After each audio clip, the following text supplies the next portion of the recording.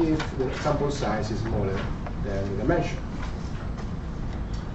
Now, and that's all we have seen. So we also discussed how the solution depends on this parameter lambda, which is a relation parameter, and somebody kind of pointed out to me that lambda is very different from lambda I. Lambda i's are the values. So perhaps lambda, the regulation parameter, we could have called with a different letter, like gamma or rho.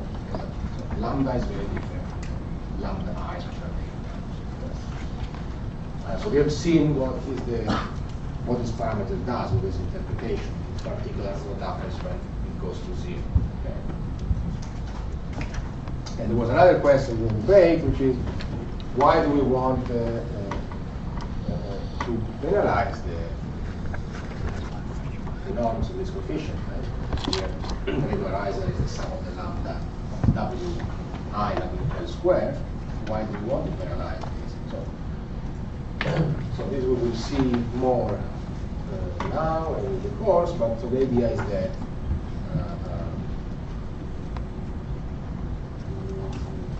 you want to prevent your solution to have too large coefficients, because maybe if the coefficient w, because if your solution has too large coefficient w's, perhaps there is this idea that it's overfitting the data or overfitting the noise. This is again is quite heuristic. The idea of this regularization is to kind of analyze these situations. And there is also another very interesting idea which we will see today, but I think in the course, we will see in other courses, which is the idea of Bayesian interpretation of this method. So this follows 12 different principles, but the idea is that you put a prior over the function that you see. So this is quite different. We have not discussed today. I just mentioned it if you have heard of it. You put a prior over the possible functions, the possible vectors w, and this prior says that it's a Gaussian prior, so it says that the vectors should not be too large and on. And the method that we've seen today, ridge regression, can be interpreted as a maximum posteriori of this Bayesian method. So these are just words, we won't discuss it. Just something to keep in mind as a point that related to a related topic. So what we do now is to we lift the space, so to speak, and we look for functions which we want to learn the functions of our data, which are of this form. So they are linear in some vector parameters. So the function is identified once I find the parameter vector w. I still call it w. But now this function is not anymore linear in x, not a linear, not w transpose x, but is it linear in some nonlinear transformation of x?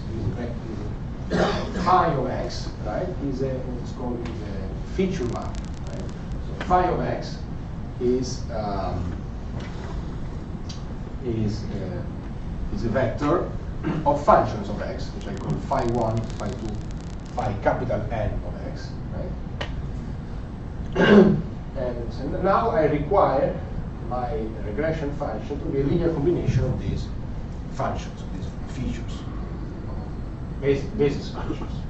Depending on the book you use, they are called different names, but we call them basis functions or features, right? And the vector phi of x we will call the feature vector, right? The function phi, which is a vector valued function, we call it the feature map. There is a mapping. And then there is also, to make things more complicated, this is not really my notation, the image of this feature map. So the set of vectors which can be represented as phi of x for some x is called the feature space. Okay. So it's a space of all possible features that you can have expressed by this map when you apply to the input space.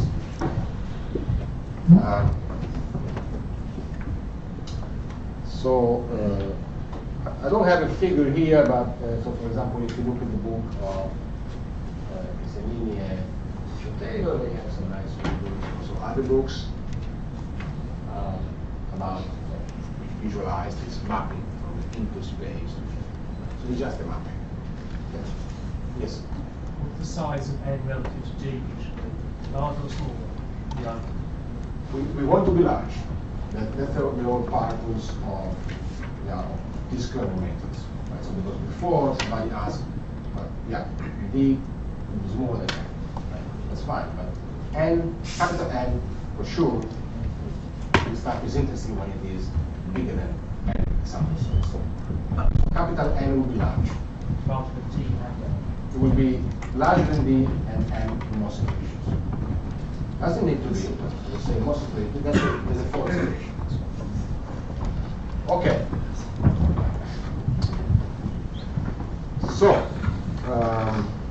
So this is a notation that we now are going to apply. So we want to find, we want to repeat this linear regression, the equation to find the coefficient in this new notation of feature maps. Notice that I also use this bracket here to denote inner product. It's just a redundant notation, but often you find it in books. So this bracket, W phi of x, so is the inner product between these two vectors. Okay, also remember that phi is a function, and phi of x is the value of the function at x, so it is a vector. Okay.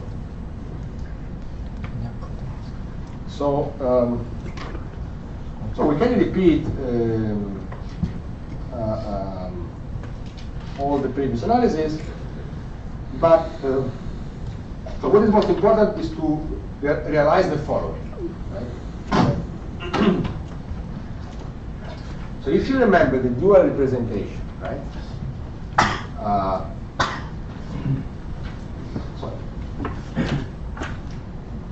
Capital N is larger than M, much larger. So we need to solve these dual equations. We need to work with parameters alpha. Right? And let me rewrite here what was our equation. So it was x. It was x transpose plus lambda I n, so n-dimensional, inverse, and then 1, right? So it was alpha, right? Okay. And then we, so here, if you look at this matrix, x transpose, right, is an m times n matrix. And the elements of this matrix are the inner product between an input, say xi, and another input xj. Right? So here, when we are going to use this methodology with the basis functions, the elements of this matrix will be replaced by the inner product between phi of xi and phi of xj. Right? So the key observation is that to solve for alpha, we don't need to know feature map explicitly, but rather we need to be able to compute. So it is sufficient if we are able to compute inner products between any pair of feature vectors. So this is the key observation that we need to repeat a few times before we absorb it. But it is really the key observation which opens our doors to these current methods. Okay, so it's realizing that identifying my solution, right? So finding this coefficient alpha does not require to know explicitly the feature map. We only need to be able to compute inner product between two feature vectors. Okay. Well, let's see an example where this happens, and then we move on. So let us consider the following feature map. So we take capital N equal to d squared, and phi of x so is a vector which is contained of all the products between two components of the vector. So x let's say x is 10-dimensional vectors, so x1 through x10, and the components of phi of x are all the possible product between xi and xj. Now here I'm just realizing that I'm using a bad notation here, right? Because xi are also our data points. So perhaps we could correct this, but I think it's too late to do that. But we could have put the index as an uppercase rather than a lowercase. But anyway, the notation should always be clear from the context. So here, xi denotes the ith component of the vector x. Also because the vector x is also denoted as a bold, right there.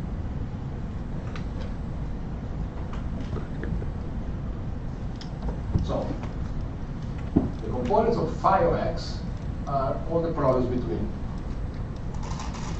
two elements of the vector x. Okay. Is this clear to everybody?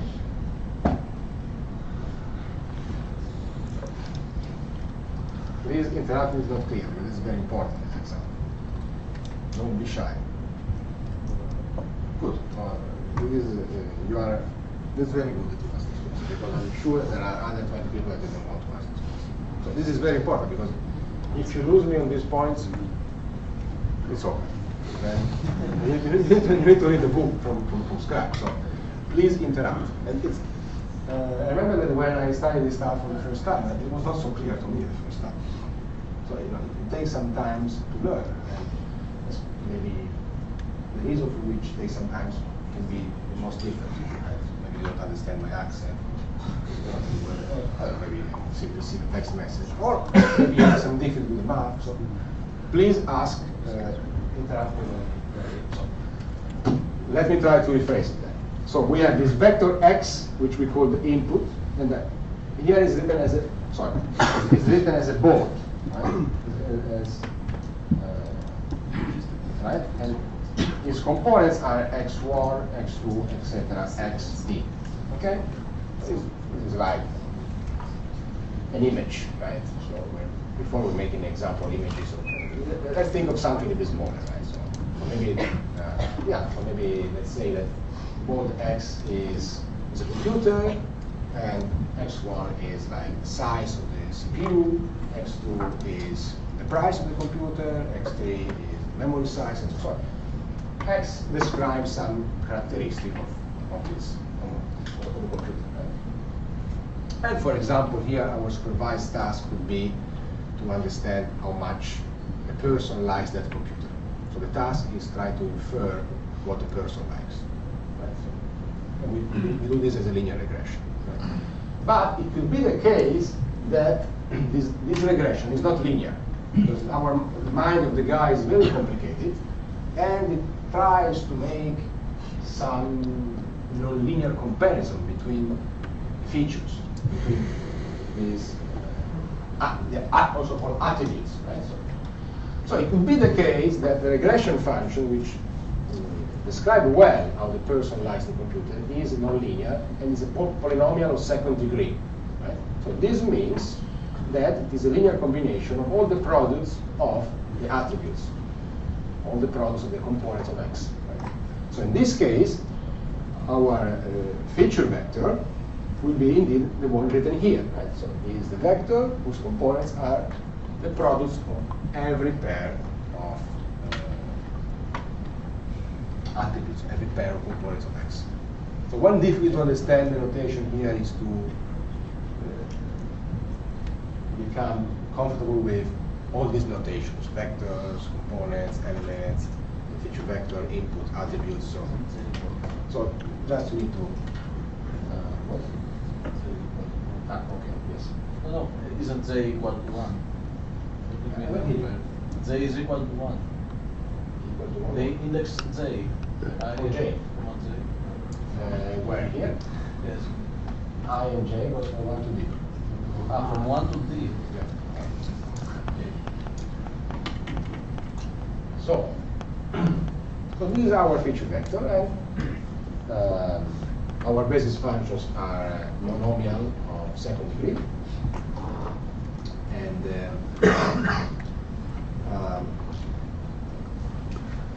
the inner product between two feature vectors now takes the order of this square, right? Because we know that the inner product between two vectors is linear in the dimension of the vector. Here the dimension is this square. Right? However, and here is the point, these inner products can be computed in order D operation rather than order D squares.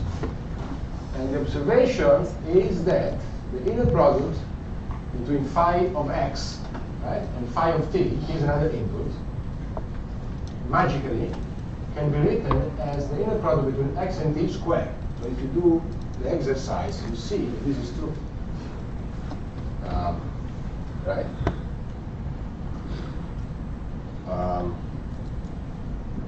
Yeah. You believe me or you want to see it? Yeah, we want to see it. Okay. Hopefully I can make a mistake because I'm just a little doubts. It should work, but let's see it in two dimensions. Okay. So we take x1 and x2. This is the first vector. And then we take t1 and t2 is the second vector. Right? So we have two dimensions, right? And then, okay, so if I do, let's say, the brute force inner product, right? So phi of x is equal to, so here the trick is that there are all the possible products between xi and xj. So that we have x1 squared, x2 squared, but then I have x1, x2, and x2, x1, right? Because here this notation says that I go for all possible pairs of indices. And this is what makes it. And similarly, I do it for phi of t, right? And then you multiply these two vectors. Then let's now compute x transpose t squared, right? So this is equal to x1 t1 plus x2 t2 squared, right? And this, well, we just do the binomial formula to square the first guy. So you get x1 squared times t1 squared, right? Then you have to square the second, and you get x2 squared t2 squared, right? And then you need to do the cross product, right? But the cross product is 2 x1 x2 times t1 t2, right? So this is exactly the same thing that you get by taking the inner product between these two guys. So you just rewrite this last term as x1 x2 times t1 t2 plus x2 x1 times t2 t1, right? But these are the same, as I said. So maybe I didn't need to quickly, but it works. Okay, just because of the binomial formula. So the message is that there are feature maps like this one, which have the property that the inner product between two feature vectors is not has not complexity order of n, right? As it should be the worst case. So in this case, n is d squared, so it doesn't have a complexity order of d squares. But some tricks can be made so that this inner product is can be computed much more efficiently. Right? It is linear in the dimension of the input space. Okay, and this is the observation. So.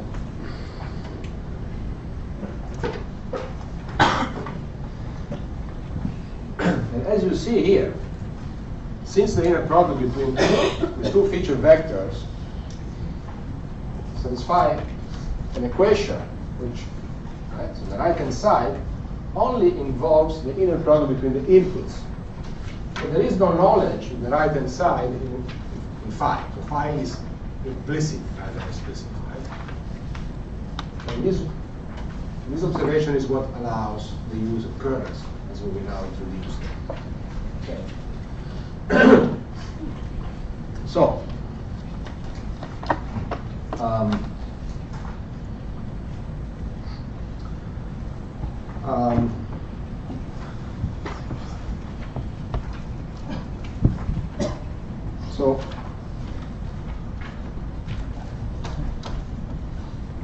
before we go there, let me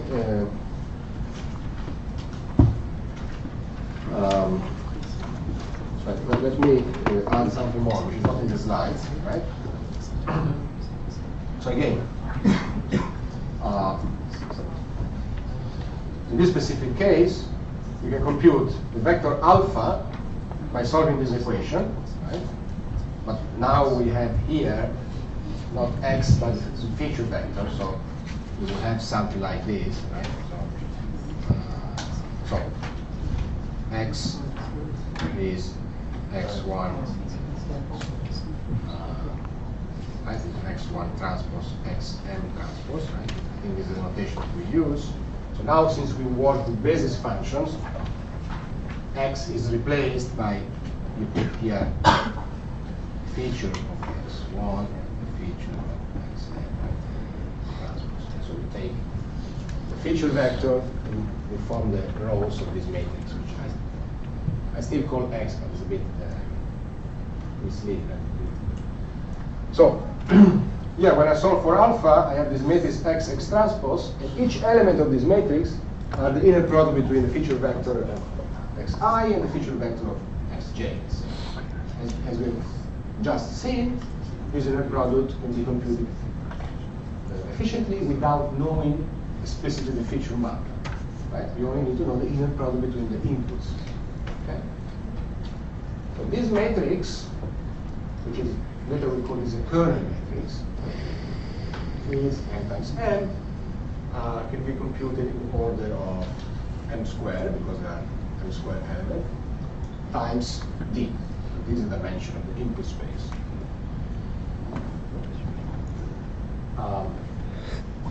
So I solve the system of equations, and then once I found the coefficient alpha, the vector w of coefficients of my function, right, satisfy this formula. This is also called the representative theorem, right? And then, so my goal at the end is to predict, as we say, given a new input x, what is my prediction for, let's say, how much that this person likes this computer, right? So I need to compute the inner product between w and phi of x. Right? And this is the sum over I, alpha I, phi of xi, inner product with phi of x. Right? And again, also my prediction is a linear combination of these quantities, which can be computed efficiently. So, and which you're not required to know explicitly feature map. Right? So this is what is called the kernel. So both solving for alpha and computing the value of my function of new input can be done efficiently without knowing the feature map explicitly in some cases, like the one that is described in this slide.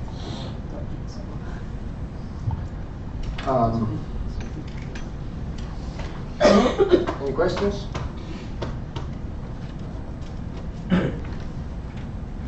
So here is, so I define the kernel function k, right? I define to be the inner product between the two feature vectors, right? And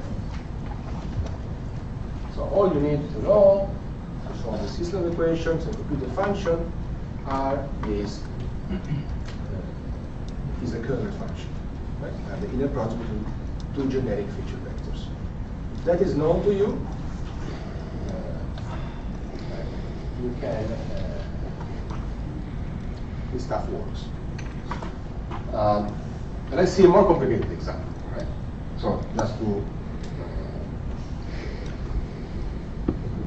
if I take, if I now say that my regression function is a polynomial of degree r, right? So this means that it's a linear combination of these basis functions. It's quite complicated. I take,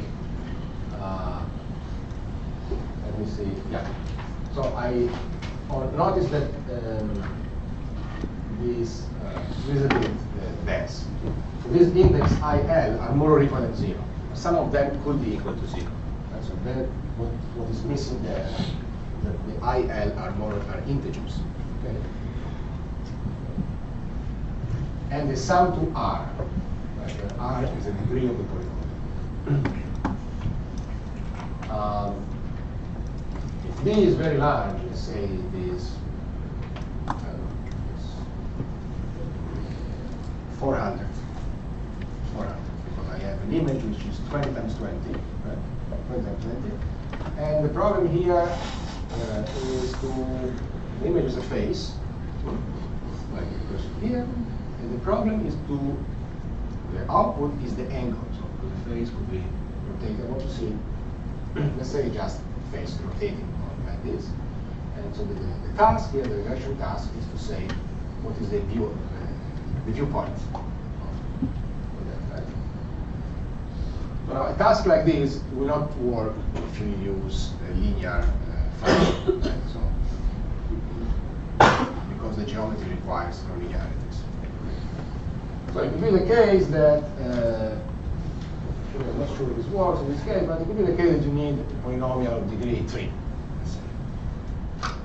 Before we've seen 2, and we go to 3. So now D is 400, and this is equal to 3. So this means that here only at most 3 of the pixels of the coordinates will be there in the feature, in the basis function, right? So most of the exponents are 0, except 1, 2, or 3 will be there, right? 1, if I1 is equal to 3, let's say is x1 cubed. 2, I could have x1 squared times x2, or I could have 3 pixels if I have like x1 times x4 times x1. I with me, that doesn't make sense what I'm saying. So this is the mathematical way to say that the feature vector basis functions are monomials of certain degrees. And again, also in this case, the inner product between two feature vectors are obtained by taking the R power, in this case, of the inner product between the inputs. Yeah. What's capital N here? You will see in a moment. Yes. Capital N is the number of basis functions. Right? So in this case, what is this number? The number, I think, is well, the point that this number is exponentially R, is d to the power of R. Now, is this correct? Yes, it's correct, right? Because these are all the possible monomials of degree R that you can compute with approximately, right? So it should be more like D choose R, right? So combinatorial coefficient. But it is order of D to the power of R. Right? So the point is that capital N, it is exponentially the degree of the polynomial. So the dimensionality of the feature map is very large, right? But the inner product between two feature vectors can still be computed efficiently because it's simply given by this formula, so you just need to essentially compute the inner product between the inputs and then take a power. So there is this trick. So this, if you read, for example, the book of Sherkov and Smola, who's another, say, one of the main references, they call this the kernel trick.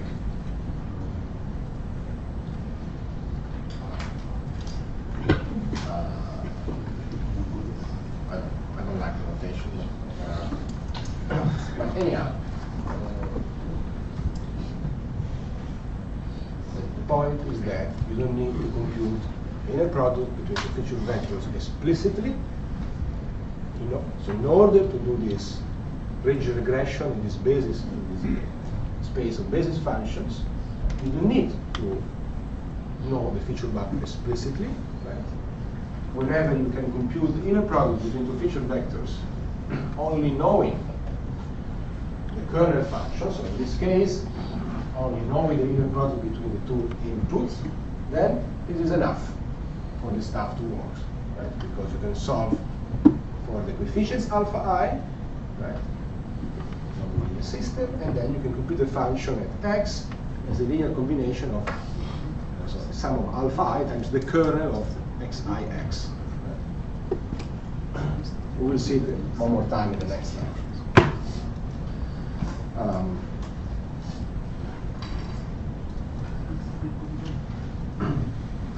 In fact, we also see that this stuff works in the case in which the number of features grows, becomes infinite. So,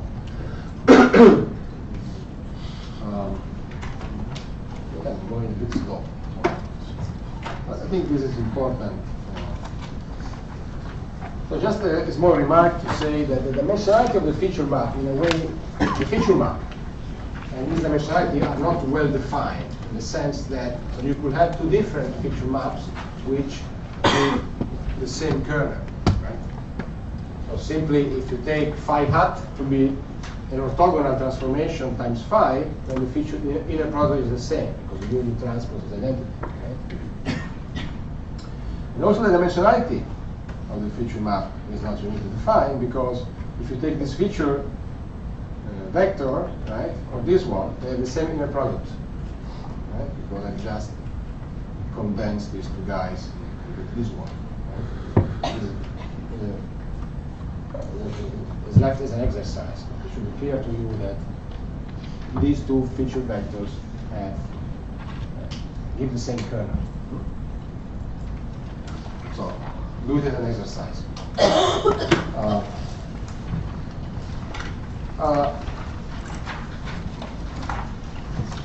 The next 3 slides I will skip because we are a little bit slow. But you know, we'll come back to them next week. And what, just very briefly, what you have there is just an observation which is very important, which says that what we have seen so far to ridge regression also applies to different what I call loss functions. Right? So before we were doing regularizing least squares, so we were measuring the error in the square loss. But instead you can put another loss function, which here I call V. Right? For example, it could be the absolute value of the difference between yi and the function at x time. So these observations that the solution is a linear combination of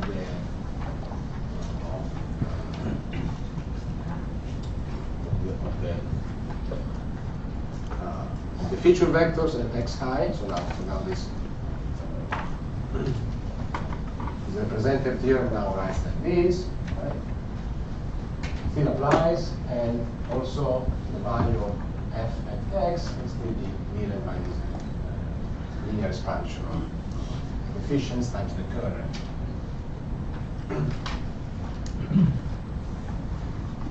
So at the end, what you need to know to use these supervised kernel methods is to have a method which, given the data, computes the coefficient alpha, and then you make your prediction by this formula. So all you need to understand is that so where we are going now is which kernels can be used. So if you work directly with the kernel, so this discussion brings us to the conclusion that it is good to work directly with kernels rather than feature maps. So then the next question is, what are valid kernels? So a kernel is a function of x, x1 and x2, right? So it is a valid function, but which kernels can I use? So far we've seen that if I take the inner product between the first guy and the second guy, take to the power of r, this is a valid kernel. There is an underlying feature vector which induces this kernel. But I need to be careful because there can be some other kernels don't have this property and cannot be used here for supervised learning. So this is where we are going now.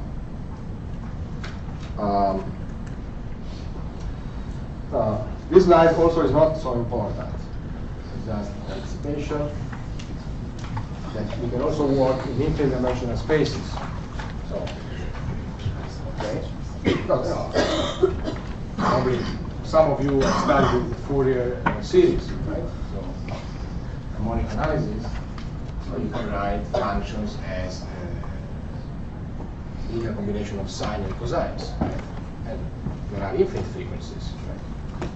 So in this case, the sines and cosines essentially, but not exactly, will be our basis functions, right? So the feature vector will be the collection of all these possible functions, and we will try to learn this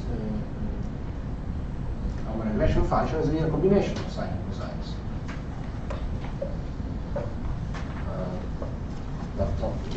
Not yet. We will not see. This is for later. So just an anticipation that we can also work with different dimensional space. So now, as I said, we change the perspective. We focus on the question that when is a kernel valid? So when I choose a function k, when does it satisfy this property? So the property is a feature vector mapping phi, feature mapping phi, such that k of xt is always equal to the inequality of the feature vector of x and the feature vector of t. Okay. So there are many kernels which are used in machine learning statistics, and we'll see some of them today. One is polynomial, as we'll see. The other are radial kernels like the Gaussian kernel. Okay? So how do we detect that a kernel has this property? So this is the key question. Well, fortunately, this stuff has been studied a long time ago. We go back to before the 1950s, maybe 1930 or something like that. And here is the full answer. So the question has been fully resolved. So there is this. First, there's a definition that the kernel K is positive semi-definite if it has the property that whichever set of inputs I choose, x1 through xm, right? And whichever m I choose. Okay. The matrix, what is also called the Gram matrix. So the matrix, the m times m matrix, which is obtained by setting this element to be the kernel of xi, xj. This matrix is always positive semi-definite. Okay? So a function k is called positive semi-definite if it induces positive semi-definite matrices for every possible choice of the inputs in the input space. This is the definition.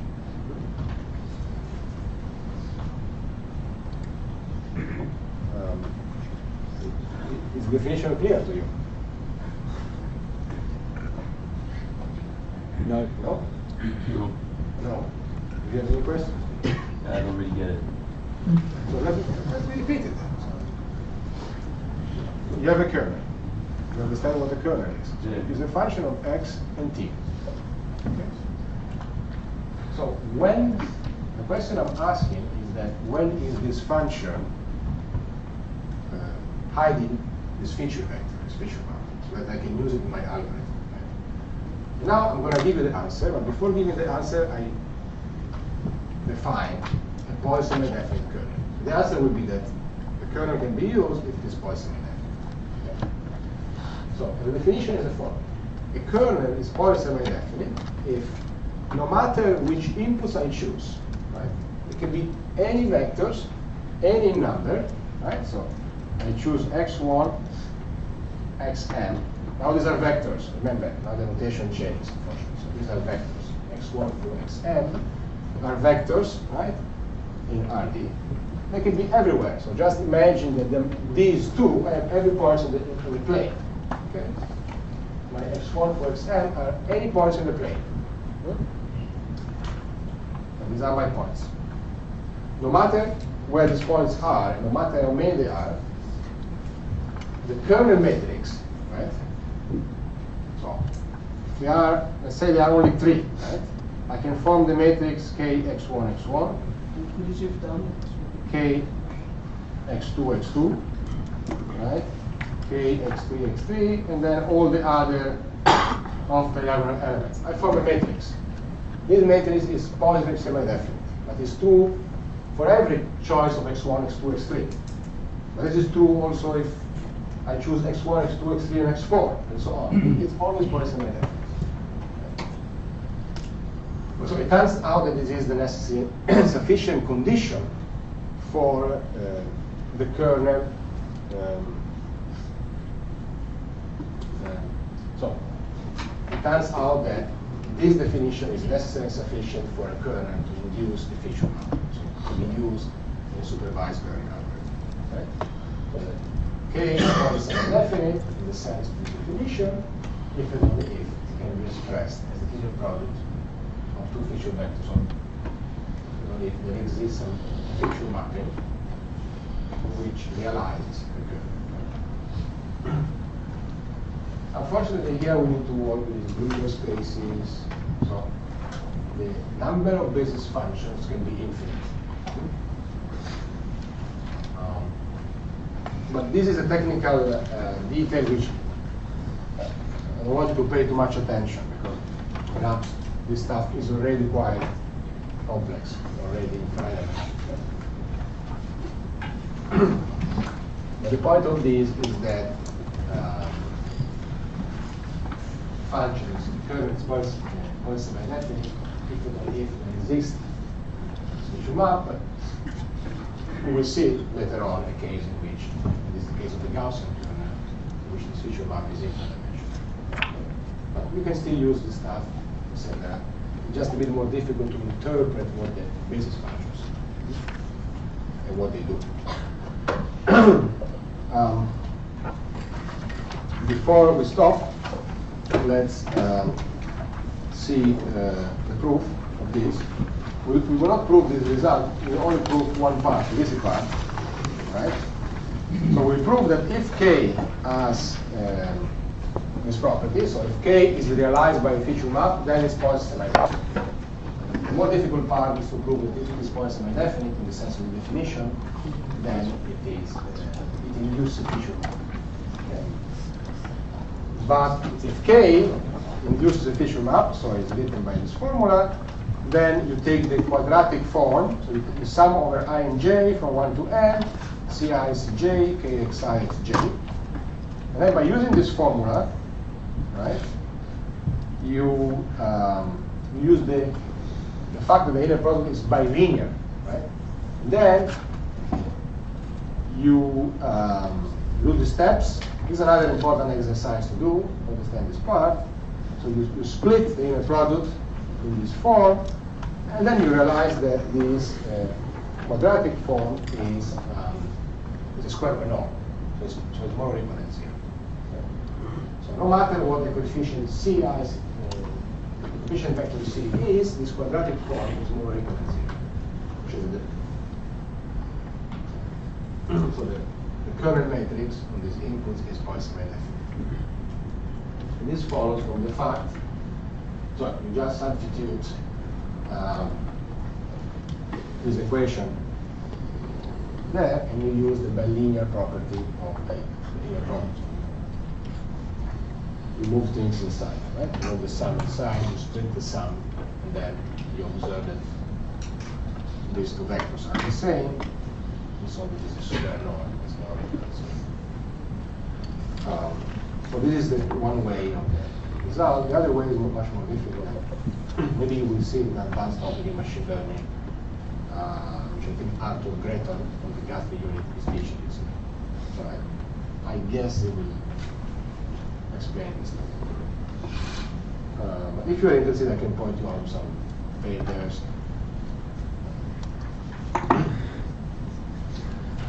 So now where we are going after the break is to now to start to make some kernel engineering. We start to construct using this property some from the functions, and we try to understand which are the underlying basis functions and what I can learn approximately.